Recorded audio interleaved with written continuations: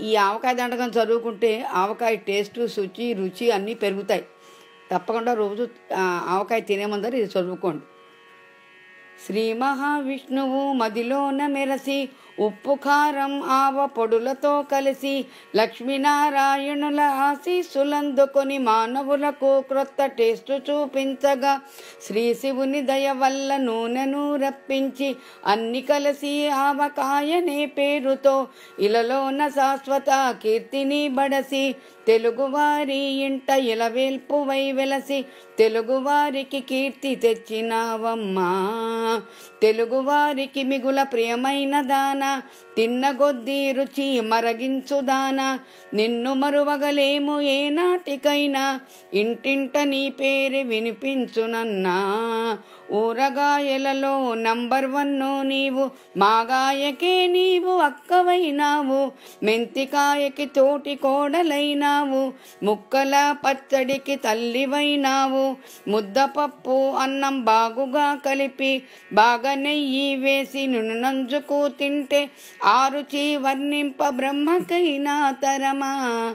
ఆధరువులెన్నైనా విస్తట్లో ఉన్న నీవు లేని విస్తరికి మార్కులేసున్న నిన్ను చూస్తే కనుల పండుగోయన్న అన్నన్న ఇది గదా ఊరగాయన్నా.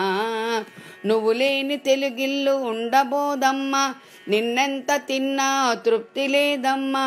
ఎండ మండిన గాని నోరు పొక్కిన గాని అస్సు ఉస్సంటూనే తృప్తిగా నిన్ను తిని మాటి మాటికి నీ నామమే తలుచుకొని మురిసి మురిసి మేము లేతుమోయమ్మా. దోశలు పెసరట్లు దిబ్బరొట్లలోన నిన్ను చేర్చి తింటుంటే స్వర్గమే కనిపించు గూబగుయ్యమన్న శబ్దమే వినిపించు. అయినగా నీ కనులు మూసి నిన్ను ధ్యానించి ఒక్కొక్క ముద్దని శ్రద్ధగా తింటుంటే ముక్కోటి దేవతల దర్శన ఫలితమే ఈజీగా మాకు కలుగునోయమ్మా.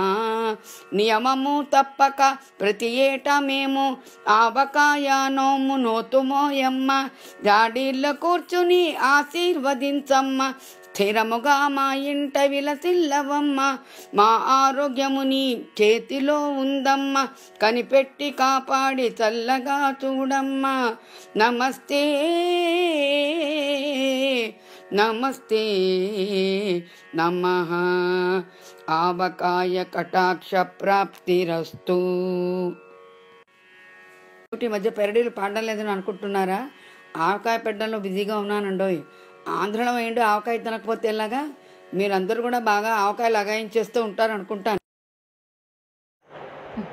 లక్ష్మీ సిస్టర్స్.